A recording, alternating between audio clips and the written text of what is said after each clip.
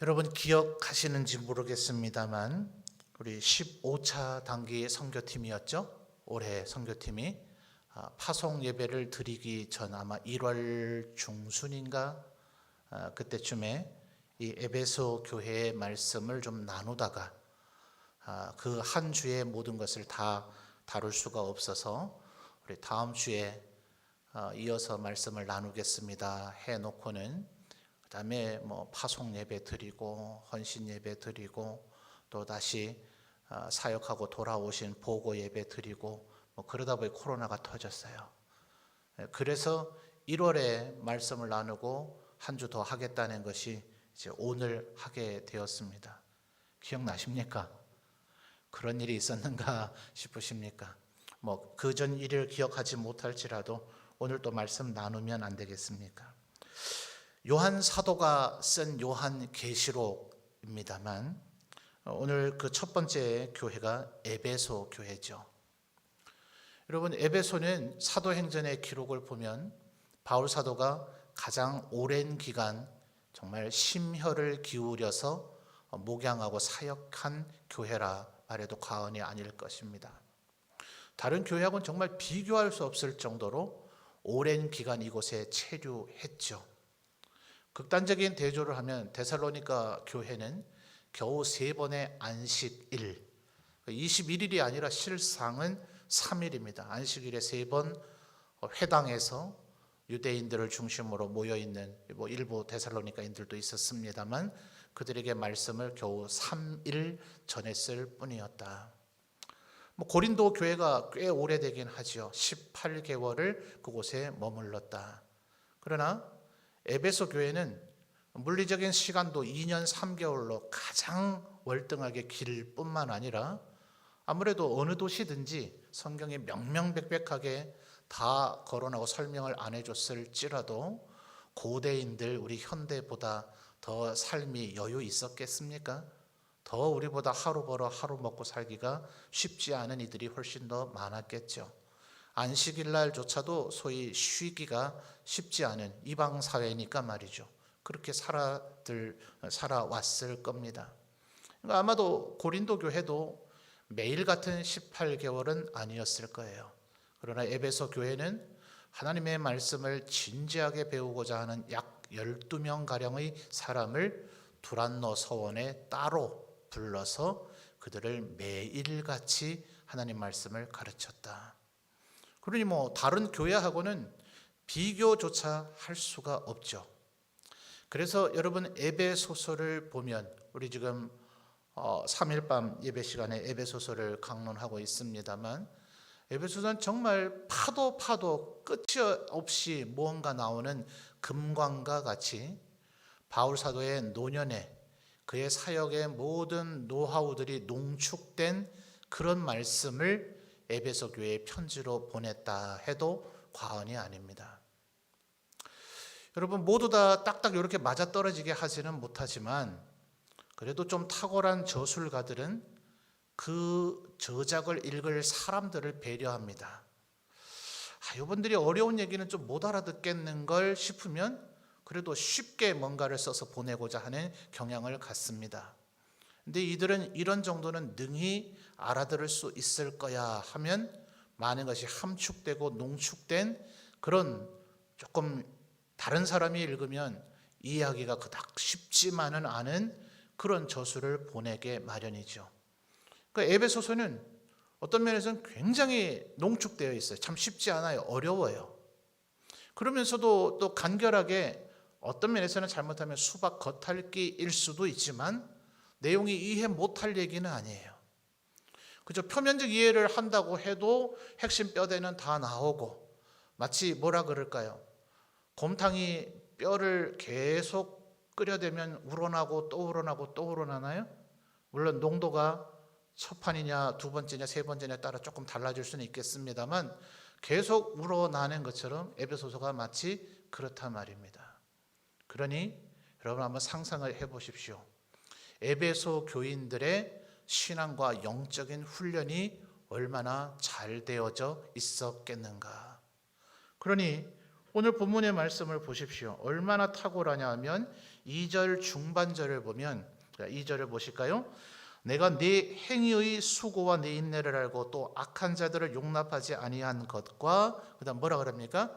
자칭 사도라 하되 아닌 자들을 어떻게 해서 알게 됐어요? 시험하여 그의 거짓된 것을 네가 드러낸 것과. 자칭 사도라 할 만하면 어떤 이들은 이분이 사도시구나 맞구나 라고 속았다는 얘기 아니에요. 어지간해서 그렇게 속여낼 수 있겠습니까? 비록 엉터리고 가짜이라 거짓이라 할지라도 뭔가 말재간이 좋았든지 겉이 번지르르 했든지 간에 그래도 어느 정도 이상의 수준이 있었길래 누군가는 이분께서 사도시구나 라고 속아 넘어갔을 것 아니에요. 그 정도의 경지가 되는 사람을 우연히 발견한 것도 아니고 그 스스로 자백한 것이 아니라 이 에베소 교인들이 그를 시험, 테스트해 봐서 그의 거짓된 것들을 드러낼 수 있을 정도였다면 이 에베소인들의 말씀에 대한 훈련이 얼마나 대단했겠는가 하는 것입니다. 바로 이 부분이 제가 꿈꾸는 바 중에 하나입니다. 우리 교회 성도들이 목회자에게 도움을 받지 아니하고 하나님의 말씀을 펴드는 순간 그 말씀의 그 풍요로움을 모두 아는 그런 성도들이 되었으면 좋겠어요. 에베소서를 보면은 그 깊도다 그 하나님의 오묘하심이여 그 넓이와 길이와 너비와 깊이를 측량조차 할 수 없도다. 뭔 소리예요? 그냥 앞으로 뒤로 위로 아래로 이런 식으로 지금 바울이 굉장히 입체적으로 하여튼 이 하나님의 말씀이 얼마나 그것에서 풍요롭고 정말 깊은 은혜를 누릴 수 있는지 모른다라고 표현했던 그 표현을 에베소인들이 이해했던 것 같아요.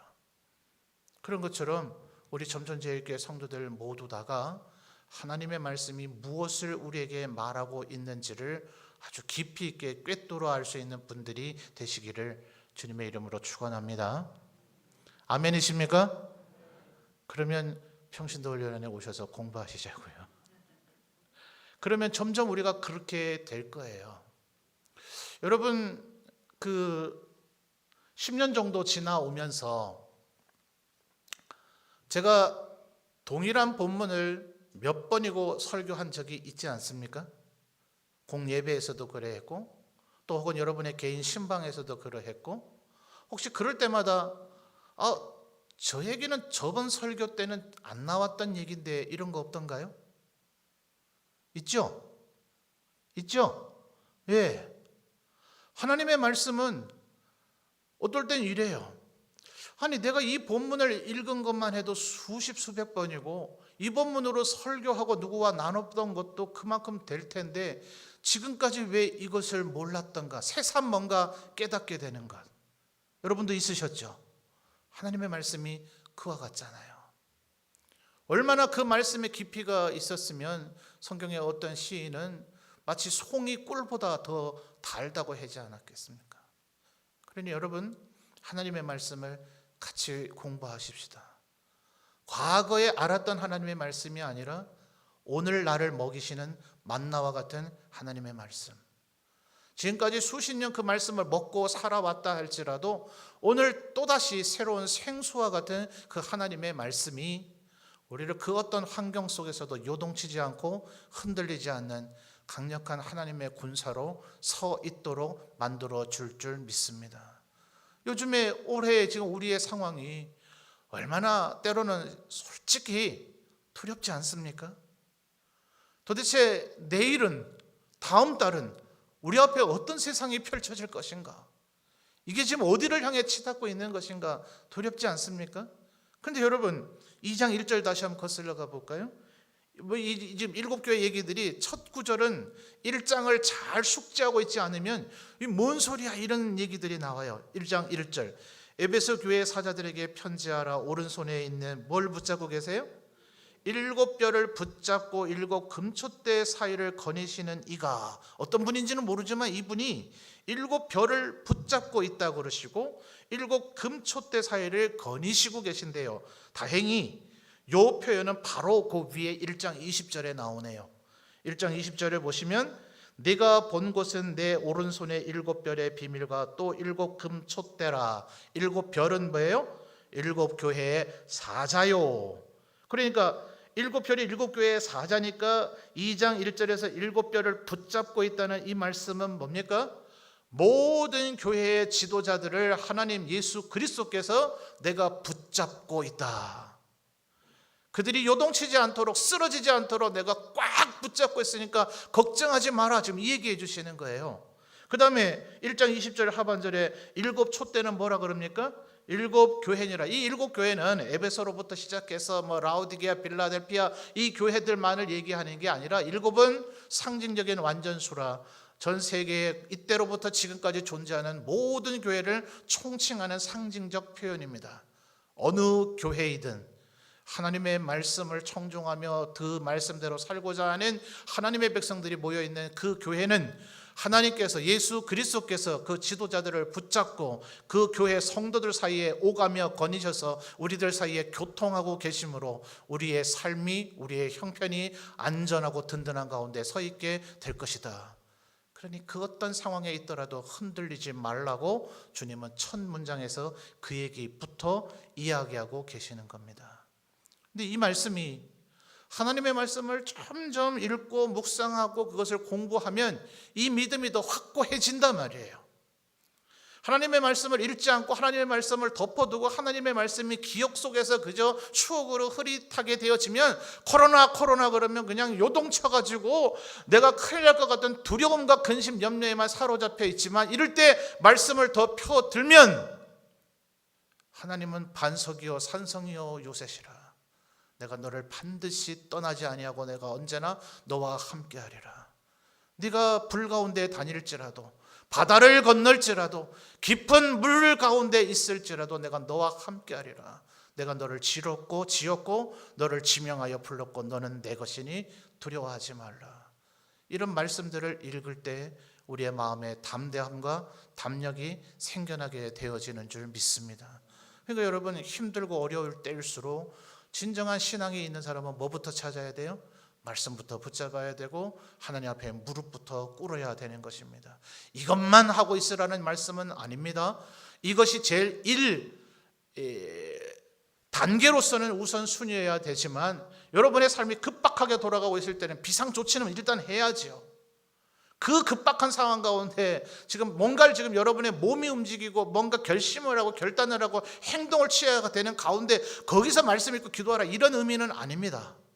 그러나 힘들고 어려운 상황 때일수록 말씀과 기도를 절대로 빼놓지 말아야 되는 거죠. 다시 한번 소원하며 여러분에게 권면하며 고백합니다. 우리 점천제일교회 모든 성도들이 에베소 교인들을 능가하는 말씀의 소유자들이 되시기를 주님의 이름으로 축원합니다. 그러니까 이들은 자칭 사도라 하는 이들을 아예 분별해낼 수가 있었어요. 대단한 탁월한 권능이고 능력입니다. 6절로 넘어가 보시면 그들 가운데 니골라 당이 있었어요. 6절 오직 네게 이것이 있으니 네가 뭘 미워해요? 니골라 당의 행위를 미워하는도다. 이 니골라가 도대체 누구인가?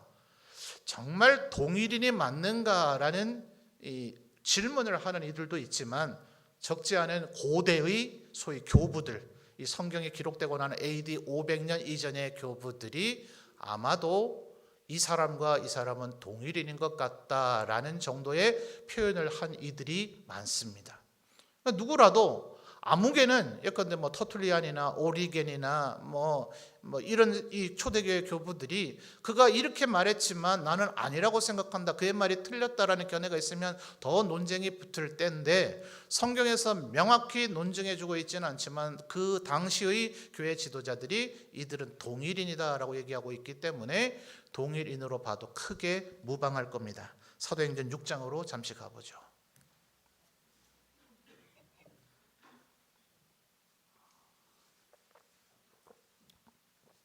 사도행전 6장 5절 말씀입니다.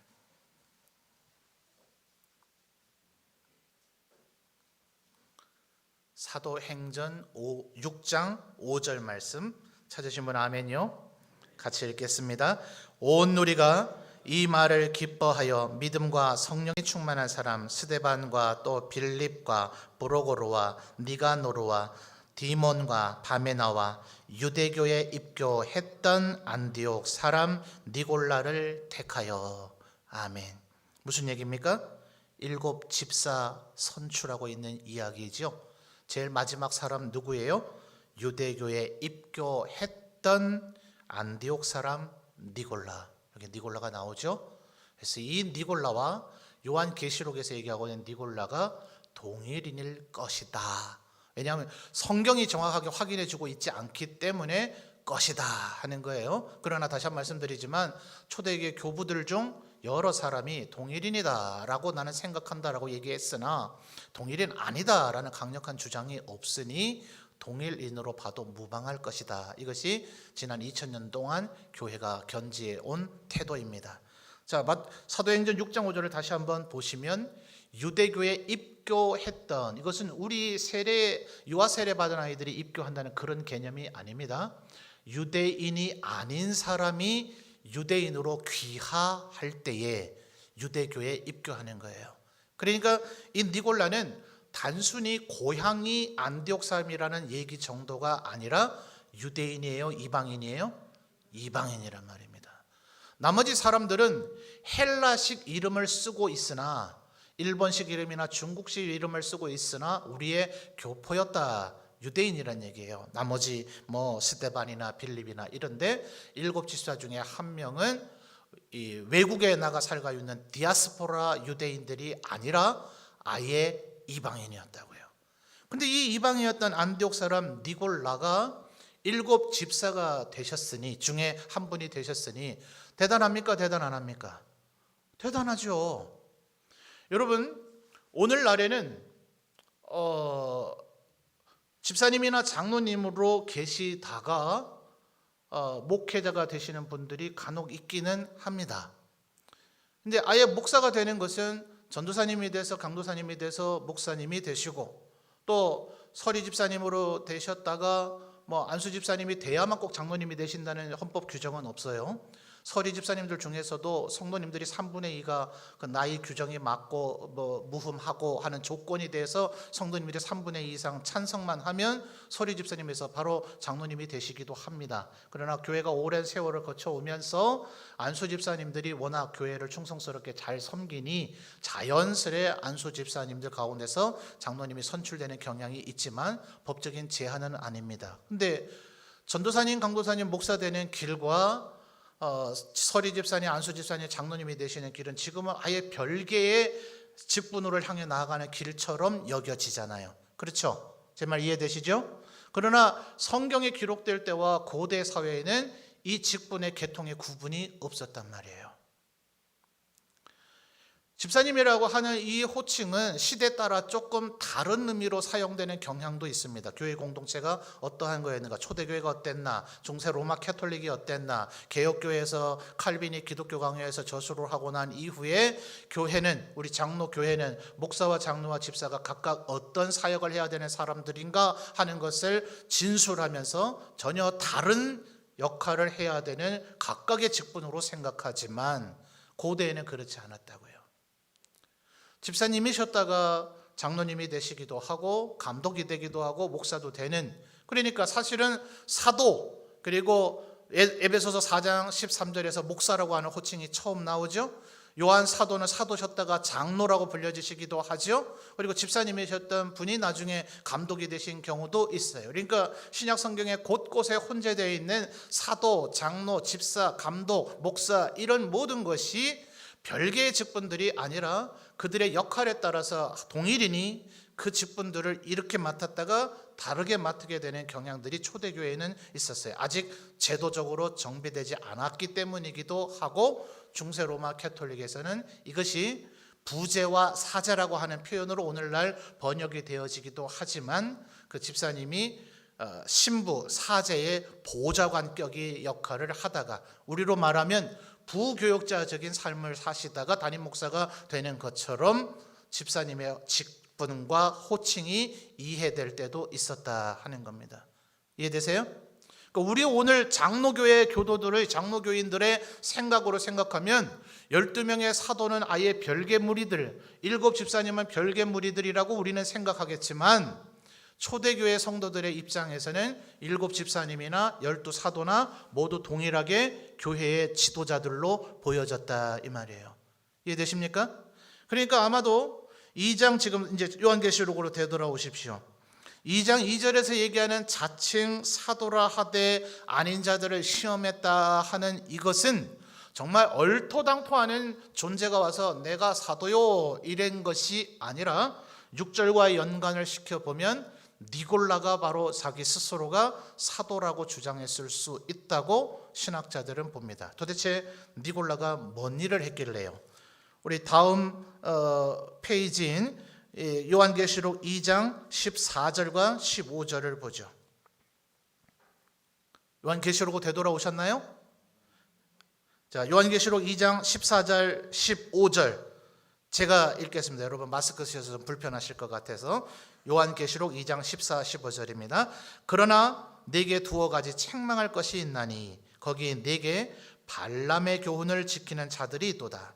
발람이 발락을 가르쳐 이스라엘 자손 앞에 걸림돌을 놓아 우상의 제물을 먹게 하였고 또 행음하게 하였느니라. 이와 같이 네게도 니골라당의 교훈을 지키는 자들이 있도다. 자, 똑같은 니골라당이 나왔죠. 그러니까 지금 2장 14, 15절은 버가모 교회에 대한 이야기인데 버가모 교회는 니골라당의 교훈에 사로잡혀 버린 거예요. 휩싸였죠. 그런데 에베소 교회는 어때요? 그 니골라당의 행위를 미워한 거예요. 그러니까 니골라당이 주장하고 있는 얘기가 틀렸다 하는 것을 에베소 교인들은 말씀에 깊이 있는 훈련 때문에 알고 있었던 거예요. 근데 지금 2장 14, 15절의 설명을 보니까 니골라 혹은 니골라를 따르는 니골라당의 무리들이 주장한 것이 뭐예요?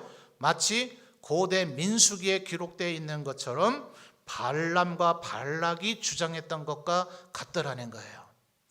자, 이 미디안 광야를 통과할 때 있었던 이 모압 사람 발람은 뭐라고 얘기했습니까? 모든 우상 이방 종교들이 그러하듯이 그들의 신앙은 굉장히 문란합니다. 예배 시간에 설명하기가 좀 힘든 부분이 있습니다만 구약 성경에 보면 대표적으로 계속해서 끊임없이 거론되는 것이 바알과 아세라죠. 바알은 남신이고 아세라는 여신입니다. 그래서 남신과 여신이 마치 아버지와 어머니가 사랑을 해서 자식을 낳듯이 바알과 아세라가 사랑을 나눈다는 거예요. 그 과정 속에서 번개도 치고 비도 내려서 그 비가 땅에 곡식을 자라게 해서 풍성한 열매를 맺는다. 아버지, 어머니 인간이 사랑을 해서 자녀를 많이 낳듯이 바알과 아세라가 그러하다. 그래서 바알과 아세라를 따르는 그 종교에는 소위 신전창녀라, 그래서 그 신을 따르는 여성들이 있습니다. 오늘날의 율랑 여성의 역할과 다름이 없습니다. 그들이 예배한다, 바알 종교가 예배한다 하는 것은 일종의 매춘이요 매음입니다. 예배한다는 행위가 우리처럼 이렇게 거룩하고 경건하고 고상하게 예배를 드리는 게 아니라 마치 엊그제 게이바에서 벌어졌다는 그 일처럼 가서 성행위를 하면서 그게 예배인 거예요. 굉장히 부응했겠죠? 얼마나 어리석은 자들이 거기에 모였겠어요. 그게 바로 지금 2장 14절에서 얘기되어지고 있는 행음입니다. 그게 민수기 사건에서도 일어났던 거예요. 그래서 족장이 대낮에 이 모압 여인과 천막 안에서 동침하고 있기 때문에 아론의 손자였던 비느하스가 얼마나 더 하나님의 백성들이 죽어야 이 어리석은 죄악을 멈추겠는가 하면서 제사장인데도 불구하고 창을 들고 들어가서 두 남녀를 꿰뚫어 창이 땅에 박히도록 찔러 죽여버렸다. 제사장이요. 여호수아와 같은 무장 군인이 그랬다면 이해를 할 것인데 제사장인 이가 창을 들고 들어가서 꿰뚫어서 남녀를 찔러 죽였다. 한 번에 그냥 꽃이 꿰듯이 꿰서 땅에 창이 박혀버렸는 거예요. 그러나 하나님께서는 그 비느하스의 행위를 책망하거나 벌을 주신 것이 아니라 네가 나의 진노를 멈추게 했다 하면서 아론의 후손 가운데 비느하스를 정통 대제사장으로 하나님께서 추인해 주십니다. 그의 이 죄악을 멈추게 하고 하나님의 진노를 멈추게 하는 그 행위를 헌신된 행위로 본 거예요. 바로 그때에도, 민수기 때에도 행음이 이스라엘인들에게 유혹이 된 겁니다. 하나님만 예배하지 마. 하나님을 예배하는 건 얼마나 힘들고 고단하고 따분하고 짜증스러운 일이냐. 우리 미디안의 신들을 섬겨라. 너희들에게 쾌락과 향락이 주어지지 않느냐. 헷가닥 했겠어요, 안 했겠어요? 얼마나 솔깃한 얘기입니까? 뭘 그렇게 따분하고 그렇게 엄격하게 스스로 무슨 고행의 길을 가는 것처럼 서로 사랑하라, 원수까지도 사랑하라, 오른뺨을 때리면 맨뺨을 들려도 아유 뭐하러 그렇게 하노? 네 하고 싶은 대로도 좀 하고 복수도 좀 하고 네 하고 싶은 말도 좀 하고 그렇게 하면서 얼마든지 신을 숭배할 수 있는데 얼마나 솔깃했겠어요? 네 하고 싶은 대로 다 해도 된다고? 그렇게 된 거죠. 그러니까 여러분 이 말이 지금 제가 여러분에게 할 때는 아주 얼토당토하는 얘기인 것 같겠지만 모든 이단들의 꼬드김이 그렇습니다. 처음부터 이런 얘기를 하지는 않습니다. 참 신기하잖아요. 지금 우리 사회에 언제나 빠지지 아니하고 지금 나타나고 있는 이 이단들, 별의별 이단이 다 있잖아요. 일일이 다 열거하기도 어려울 정도로 구원파 이단으로부터 시작해서 안상홍 증인회 이전에 신천지 말고도 최근에 또 대형 사고 터뜨린 이들도 있죠. 정통 교회 안에 탈을 쓰고 있기는 있으나 이단적 행동을 하고 있는 교회, 우리 교단의 교회가 엊그제 또 언론에 타면서 지금 수치스럽게 만들어가고 있어요. 근데 신기하잖아요. 그런 무리들을 보면 추종자가 적은 게 아니에요. 얼토당토하는 말을 하고 얼토당토하는 주장을 하고 얼토당토하는 행동을 하니까 소위 자기도 어쨌든 목회자라 할 거 아니에요. 그 목회자라고 하는 그 사람을 따르는 자가 단 2명이더라 3명이더라. 그럼 그렇지 저런 말도 안 되는 소리를 하니 누가 그를 추종하며 따르겠는가. 이렇게 해야 정상일 것 같은데 그 말도 안 되는 얘기를 하는데 거기는 우리 교회 성도들보다 더 많은 성도인지 뭔지 모르겠지만 거기 모여 있더라고요. 어떤 이들은 성도의 숫자를 보고 봐라 이렇게 많이 모여있으니 이 목사님이 귀한 하나님의 종이지 무슨 틀린 얘기를 하는 분이겠는가 이런 말도 안 되는 소리를 하고 있더라고요. 에베소 교인처럼 살 것이냐 버가모 교인처럼 살 것이냐 모든 것이 다 틀린 건 아니거든요. 보십시오. 2장 14절을 다시 한번 보시면 우상의 제물을 먹게 하였고 또 행음하게 하였느니라. 고린도서의 말씀을 기억하십니까? 바울 사도가 우상의 제물에 대해서는 약간 중립적 태도를 취하고 있죠. 먹으랍니까 말랍니까? 먹을 수도 있고 안 먹을 수도 있고 그까짓 건 아무것도 아니다. 일반 음식과 조금 더 다를 바가 없다. 거기에 코로나가 쓰여져 있는 게 아니다. 먹어도 된다. 언제나 그런데 판단의 기준은 네가 그것을 먹음으로써 그것을 바라보는 다른 연약한 하나님의 백성이 어떤 마음을 갖겠는가를 고려하라는 거죠. 바울 사도의 가르침은 그겁니다. 우리가 지금 회집에서 모여도 전혀 코로나 바이러스에 걸리지 않는다 이게 중요한 게 아니고 우리 가운데 염려하고 있는 이들이 있지 않은가를 우리가 살펴야 될 의무가 있는 거죠.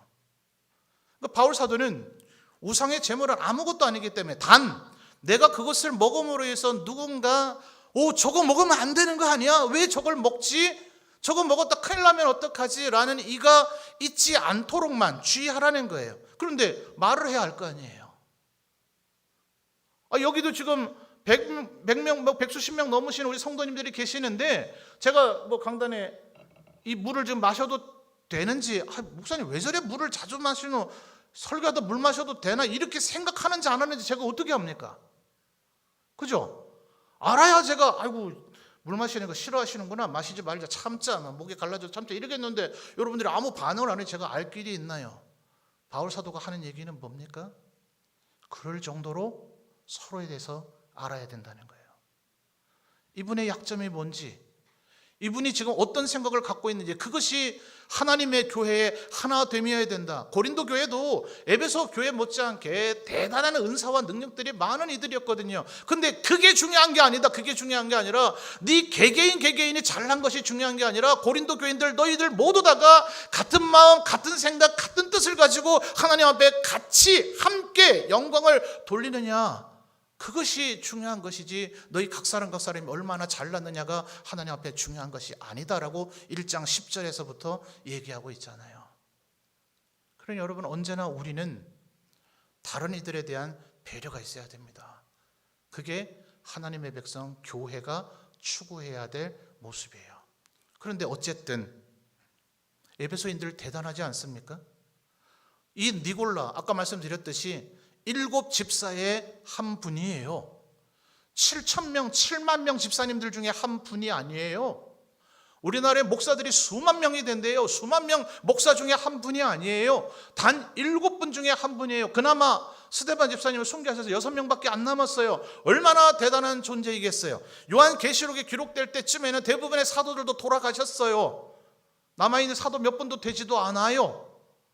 최초로 임직받은 7분의 집사님 중에 한 분, 몇 분 남으신 사도 중에 한 분. 그러니 얼마나 대단한 교회의 권위를 가지고 있는 존재입니까? 그가 하는 말이면 무엇이든지 법과 같이 통용될 수 있는 분이 아니겠어요? 그런데 2장 6절에 뭐라 그랬다고요? 너희가 니골라 당의 행위를 미워하는구나, 잘하였다라는 거예요. 그러니까 여러분, 참 두려운 얘기입니다. 저 막내로 누나 5 밑에서 자라나서 조금 단단하지 못한 연약한 그릇입니다. 성도들에게 사랑받고 싶고 격려받고 싶습니다. 그러나 분명한 것은 제가 여러분에게 요청하는 것, 제가 하는 설교, 제가 주장하는 말들이 맞는지 틀리는지 여러분은 늘 경계의 눈초리를 가지고 저를 쳐다보셔야 됩니다. 우리 목사님이 연약하되 목사님이니까 우리가 사랑하고 존중해 드려야지. 아유, 우리 목사님 하는 얘기는 뭐든지 맞겠지. 왜 목사님 말도 다 끝내게 되잖아요. 목사님 그렇게 하세요. 그렇게 하겠습니다. 안 돼요. 저와 함께 여러분이 같이 공멸하는 길이에요.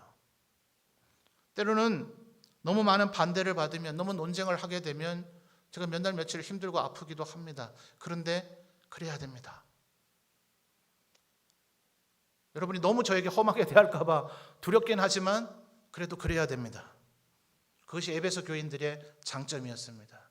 그 교회는 누가 와서 뒤흔들어 놓으려고 해도 요동치지 않았습니다. 여러분, 다시 한번 2절과 3절을 한번 주목해 보시죠. 2절 3절에서 계속해서 강조되고 있는 단어는 뭘까요? 몇 번 유사어휘들이 많이 나옵니다. 뭘까요? 인내입니다. 인내. 내가 네 행위의 수고와 네 인내를 알고, 2절 보고 계십니까?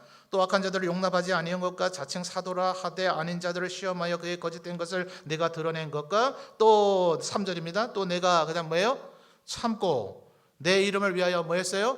견디고. 2절에 아까 인내, 참고, 견디고 3번인 것 같지만 유사어휘로는 제일 많이 나오고 있는 겁니다. 대단한 거죠. 에베소인들이 평탄해서 이렇게 잘 예수 믿고 살았던 것은 아닙니다. 사도행전만 해도 보십시오. 에베소인들이 스스로로 뭐라고 얘기했습니까? 위대한 신 아데미 신전이 거기에 있어서 우리는 아데미 신의 수호자들이다. 우리는 그의 전각직이다. 얼마나 아데미 신이 어마어마하게 큰 여성의 형태로 되어 있고, 어머니가 젖을 아이에게 먹이듯이 그 젖 가슴이 굉장히 많은 여성 신상입니다. 풍요로움의 상징이죠. 에베소에 그 아데미 신이 있음으로 인하여 에베소는 7도시의 으뜸가는 도시가 되었고, 그 지역 로마 시대에도 그 지역의 일종의 주도였습니다. 도청이 안동에 있듯이 경북의 중심 도시이듯이 그 소아시아 지역의 중심 도시가 에베소였고, 그 상징은 아데미였습니다. 얼마나 우상 숭배가 많았는지 거기에 우상 숭배 관련된 책들을 사도행전에 모아 태우니 은 5만 어치나 됐다 하지 않아요? 그리고 그 아데미 신전을 작게 만들어서 팔아먹는 은장색 세공인들도 어마어마하게 많은 도시였다 하지 않아요? 말하자면 도시 전체가 아데미 신에 사로잡혀 있는 도시예요. 우리나라로 치면 경주 분위기 좀 비슷할까요? 온 도시 자체가 신라 천년 고도 불교의 도시 아닙니까? 바로 그런 곳이 에베소였다고요. 그러니 에베소 안에서 예수님을 믿고 하나님을 믿고 보이지 아니하시는 신을 믿고 산다는 것이 에베소에 있는 성도들이 얼마나 힘들었겠냐고요. 그러니 지금 2절에 뭐 했다고요? 인내하고, 그리고 3절에 참고 견뎠더라. 대단하지 않습니까, 여러분? 에베소 교인들에게 약간의 아쉬움이 있지만 저는 에베소 교인들만처럼만이라도 살 수만 있다면 정말 이것만 해도 대단하다.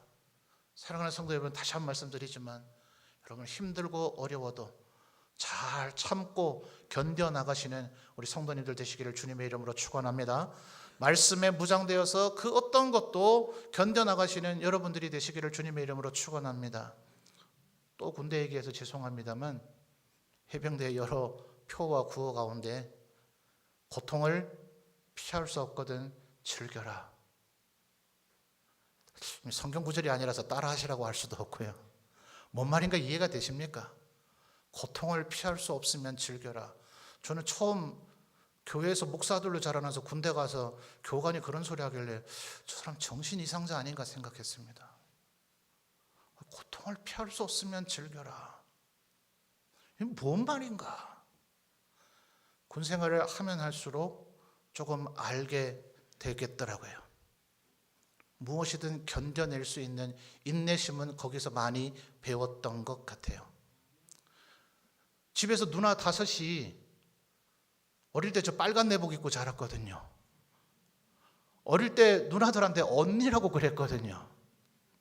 매형 한 분이 군 복무 마치고 제대해서 오니까 성인아 이제 와서 하는 얘기지만 너 군에 가기 전에는 좀 여자 같았다. 알고 있나?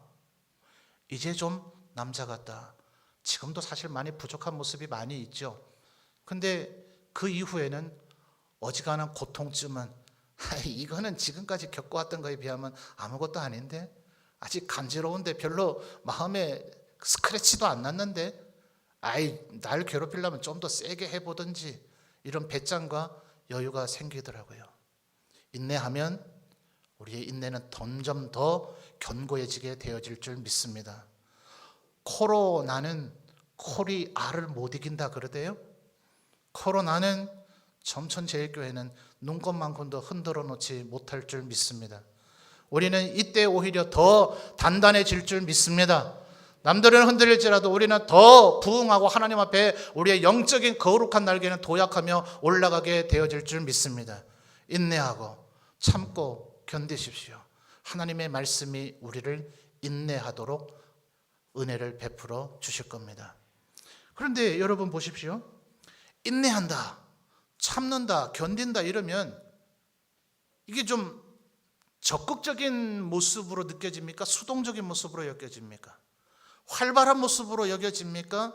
조금은 정적인 모습으로 여겨집니까? 약간은 수동적이고 정적이지 않아요?